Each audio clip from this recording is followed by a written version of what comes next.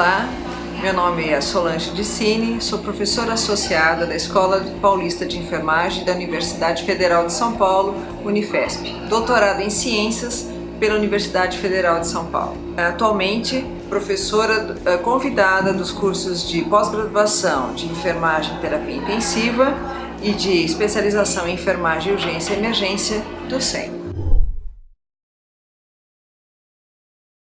A minha área de atuação é principalmente a área de neurologia e neurocirurgia. E hoje nós vamos falar de um tópico recente que é a enfermagem em neurointensivismo. É uma área que está crescendo dentro das UTIs ou dentro de áreas que são realizadas, que são organizadas para cuidado do paciente neurocrítico. O paciente neurointensivo, ele já vem desde a época de 1927, quando neurocirurgiões precisavam de um local apropriado para o pós-operatório desses pacientes. Depois, na década de 70, 80, aí sim, houve o boom das unidades de cuidado neurocríticos ou unidades de neurointensivo. O que hoje nós percebemos é que a especialidade vem crescendo com o advento desde 2000 da Neurocritical Care Society, que é uma sociedade americana multiprofissional com abrangência no cuidado ao paciente neurocrítico. Depois, em 2016, aqui no Brasil, houve a fundação da Sociedade Brasileira de Neurointensivismo, em que atualmente está convidando os enfermeiros a partir de um comitê de enfermagem para o desenvolvimento da enfermagem em neurointensivismo. Mas quem é esse paciente neurocrítico? É o paciente que dentro de uma UTI geral está em torno de 10 a 15%. Ou então hoje dentro das unidades de neurointensiva, em que oscila em torno de 8 a 10 leitos, você tem o paciente tanto de pós-operatório de neurocirurgias, pacientes de neurotrauma ou paciente com doenças neuroclínicas. Mas esse paciente neurocrítico é aquele paciente que, na sua grande maioria, infelizmente está com hipertensão intracraniana, vítima de TCE, vítima de um acidente vascular isquêmico, vítima de um acidente vascular hemorrágico, decorrente de um trauma pós-operatório, hidrocefalia e assim por diante. Esse paciente com hipertensão intracraniana é aquele que, por algum desses motivos, desenvolve o aumento de um dos volumes ou mais volumes dentro do compartimento intracraniano. Esses volumes podem ser o parênquima cerebral, podem ser o sangue, tanto da parte venosa quanto arterial, como pode ser o volume do líquor. Quando há um desequilíbrio desses volumes num compartimento fechado, que é a calota craniana, o paciente sai de uma situação de pressão intracraniana e entra numa situação de hipertensão intracraniana. Num primeiro momento, há uma fase compensatória em que o paciente, de uma forma, acomoda esses volumes, mantendo a pressão intracraniana dentro dos seus limites de normalidade. Ou seja, pressão intracraniana normal é em torno menor que 15 milímetros de Hg. Porém, esses pacientes vão entrando numa fase de descompensação e aí o que acontece?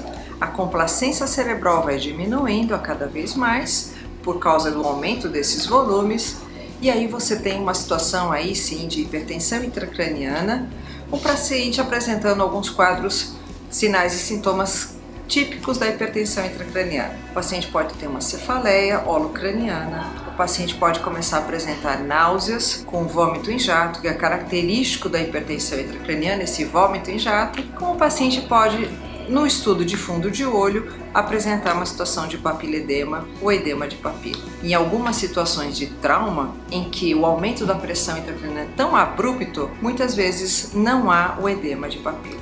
Depois, o paciente indo descompensando o aumento desses volumes com cada vez mais aumento da pressão intracraniana, ele vai sim apresentar alterações do nível de consciência e pode levar até o coma, pode apresentar alterações do padrão respiratório e alterações hemodinâmicas, com hipertensão arterial e bradicardia. Alterações do padrão respiratório, como respiração do Cheyne-Stokes, ou alterações hemodinâmicas, como bradicardia e hipertensão arterial, é conhecida como a famosa tríade de Cushing. Esses sinais já mostram uma descompensação aguda e risco iminente do que mais assusta a gente que está dentro da terapia intensiva é o paciente gradativamente evoluir para uma isquemia generalizada do sistema nervoso, com herniações cerebrais, cada vez mais diminuindo também a pressão de perfusão, fluxo sanguíneo cerebral e de isquemia, o paciente evoluindo para infarto cerebral.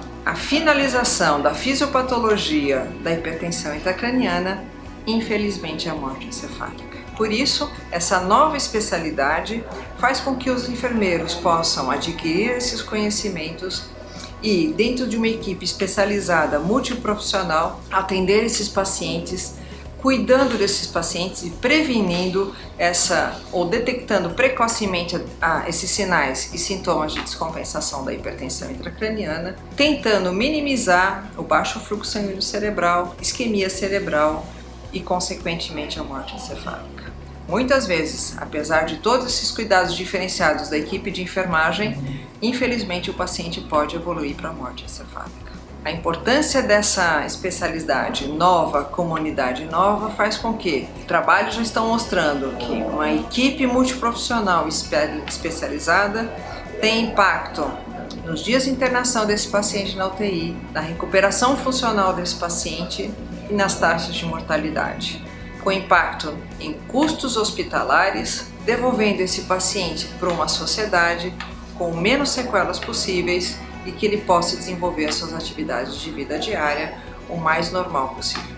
Em resumo, a hipertensão intracraniana, ela existe dentro das nossas terapias intensivas ou em unidades específicas de neurointensiva, e o enfermeiro é essencial no manejo, no cuidado desses pacientes. Gostaria de aproveitar a oportunidade para divulgar este livro, Enfermagem e Neurointensivismo, aos enfermeiros que gostam de cuidar de pacientes neurocríticos ou precisam do conhecimento de enfermagem à beira-leito para cuidar dos pacientes neurocríticos.